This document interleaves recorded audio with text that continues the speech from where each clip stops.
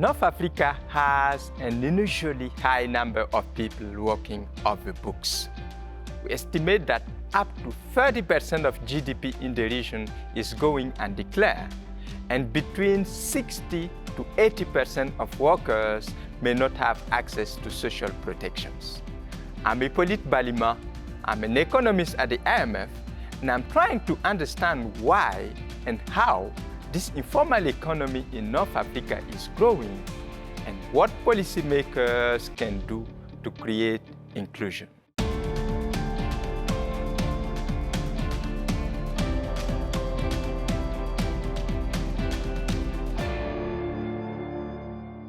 Under-the-table wages and unofficial businesses make up a huge part of the economy in developing and emerging countries, including North Africa countries.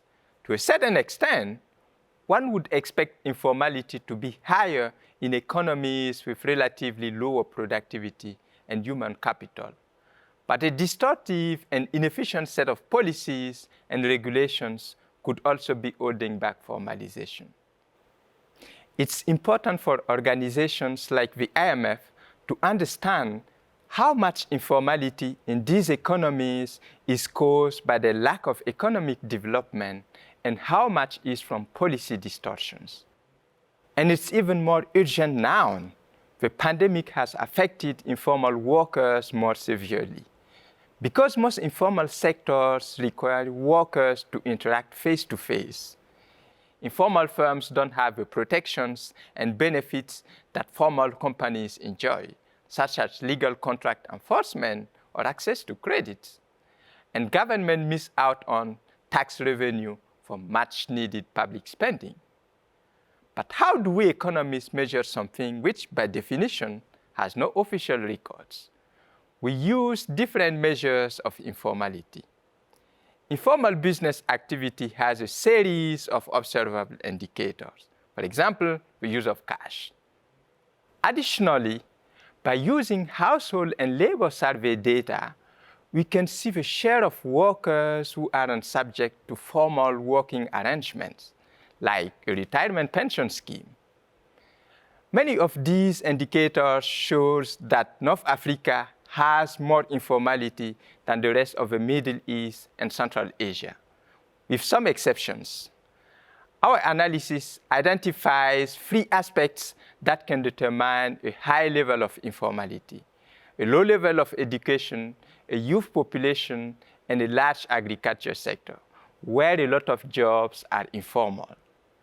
Depending on our measure of informality, we find that these development and structural characteristics could explain a non-negligible part of the difference in informality between North Africa and advanced economies. This means there is some excess informality that we can explain by looking at development alone. Why is this the case? We think the answer lies in policies and regulations that may be unintentionally making informal work the better option for businesses and people.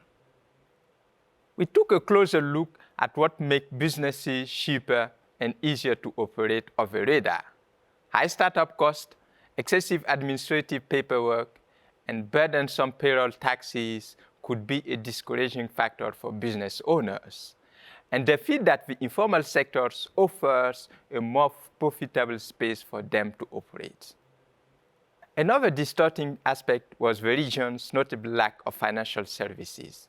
Without that, companies aren't getting the credit they need to grow their firms. Legitimate companies have a lot to backing them up when they sign a business agreement. But where there is an environment of slow bureaucracy or corruption in the legal system, informal firms don't see the benefit of going formal.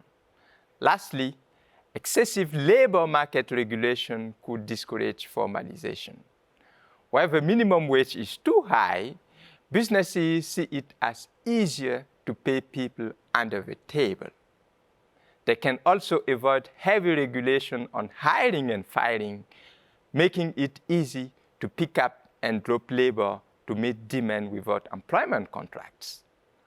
Overall, we estimate that policy distortions account for a significant part of a gap in informality levels between North Africa and advanced economies. Among these policies, indicators of governance and business regulation seem to play an important role. Our model simulations show that by reducing half the entry cost for firms in North Africa would reduce informality by roughly 5% and boost the level of GDP by up to 6% in a steady state. Also, reducing the payroll tax by half would decrease labor informality by 13 percentage points. Of course, this estimate and the relative role played by different policy indicators vary by country. But overall, the picture is clear. A large share of informality in the region is in line with its level of development. This will only change over the long term. But authorities in North Africa have an immediate opportunity to reduce a large portion of informality through policy. Such changes in policy and regulations can help bring businesses, workforces, and revenue into the formal economy where everyone can benefit.